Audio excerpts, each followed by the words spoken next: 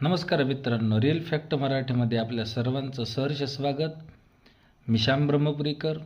आत्ताच आपण एक चित्र पाहिलं व्हिडिओ पाहायच्या अगोदर. त्या चित्रामध्ये जी मुलगी आहे ती 15-16 वर्षाची असेल, म्हणजे नाबालिक आहे. आणि ती अँकरला अगदी अर्वाच्य भाषेमध्ये बोलत आहे.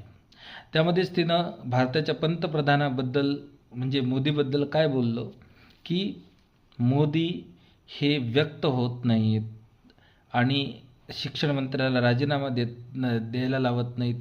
हा विषय नव्हताच. तिच्या डोक्यामध्ये एकच चालू होतं की मोदी यांना पिरियड आलेत म्हणून ते काही बोलत नाहीत, बाहेर येत नाहीत, सोशल मीडियावर व्यक्त होत नाहीत.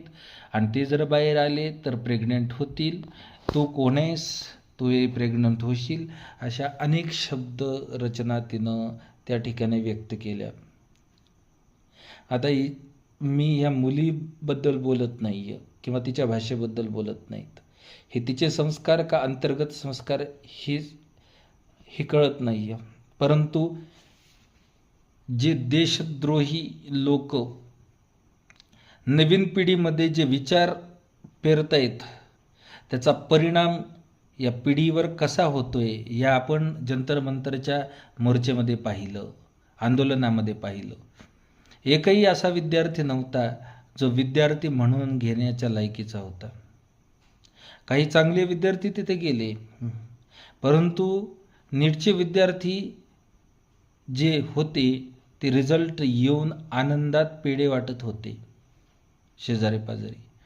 मग ही मुलगी, हिच्या घरी हिला असे संस्कार देतात का? तर नाही. कोणतेच आई वडील आपल्या नवीन पिढीला असे संस्कार देत नाहीत. मग हे संस्कार येतात कुठून?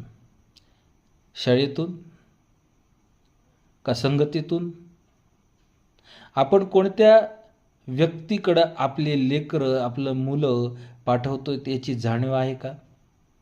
त्यानंतर ज्यांच्याकडं आपण आंदोलनाला मुलांना पाठवतोय ते व्यक्ती यांचे संस्कार जर चांगले नसतील तर आपली पिढी काही वर्षानंतर आपल्याला यापेक्षाही खालच्या लेवलमध्ये अर्वाच्य भाषेमध्ये बोलतील. मग ही पिढी बनवायची आहे का आपल्याला?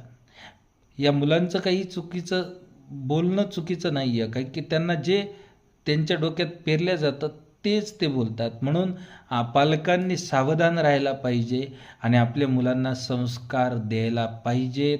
त्यांच्यावर लक्ष ठेवून ते चुकीच्या संगतीमध्ये नाहीत का यावर अधिक लक्ष द्यायला